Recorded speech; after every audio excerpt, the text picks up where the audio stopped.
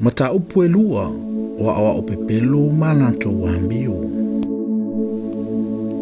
Sa iai fo i le nu o perfeta pepelo, e pei ona iai ante outou, o awa o pepelo, latou te whaatupuina whaalilo lilo vai vaenga e whanuai, ma latou whaafiti le alii, na ia whaatau mai ante i latou, o i latou lava e o mai ai a i latou le malai e vafe mai lapa.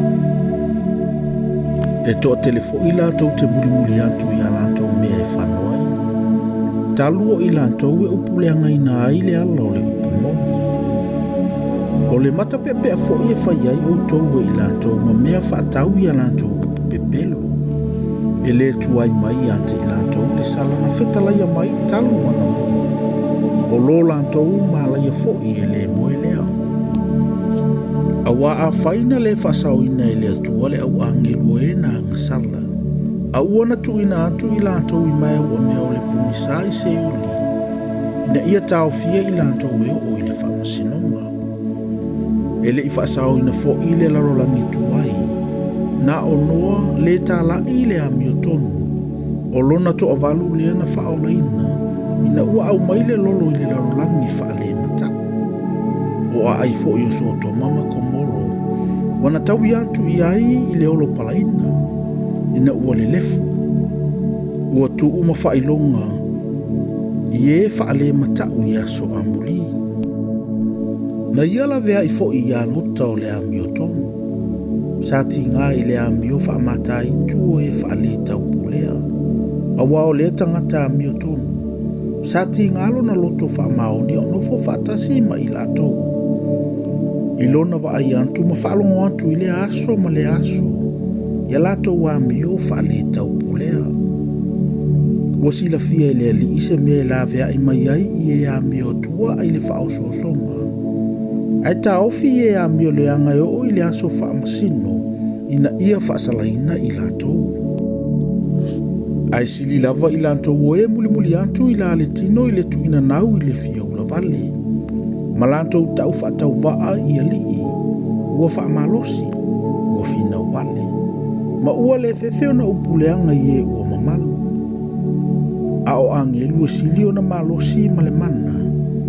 E le mo li maulava se upuleanga e whaasala i ante i latou i lumo o le alii. A o i latou nei, whapeo me ola e tutupu ma le leo i aise ma faufau. Na whaia ina ia puea ma whasimatea. Latou te whai i mea latou te leilo.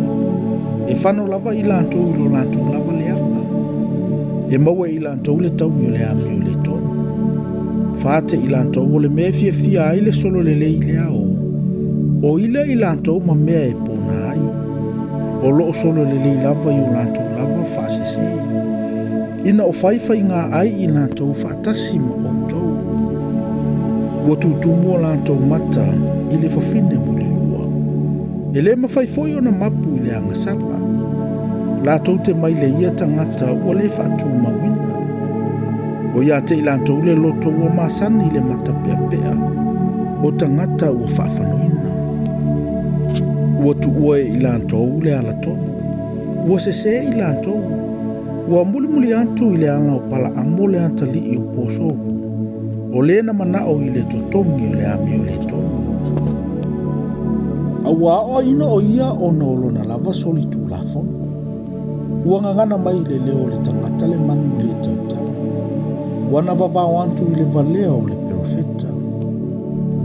O puna o vai i la antou ele o iai se vai.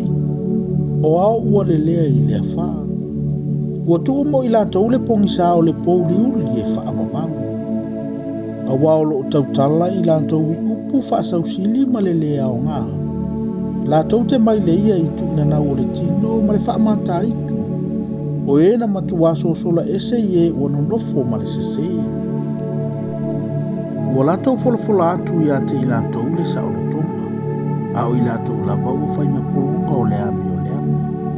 A wape ato i lalo se tasi i se tasi. Ua nofo polonga o ia i ate ia. Awa a whaina latou sosola ai mea le anga le larolangi. Ina ua iloa le lei o le alii, o le whaola leo Yesu Keriso. Ai toi whaalawelawe ina, ma to i lalo i lantou i nā mea, o na tele ai lea o le leanga o lo lātou unga, i loro lātou a matanga. A waile le ipe ana lātou le iloa le ala o le amiotonu. Ai leanga ina ua lātou iloa, ma toi li liu ese i le poloa inga pa ia sa tu ina mai ante i lātou. A ua tau nuu i ante i lātou le upu fata o tomoni.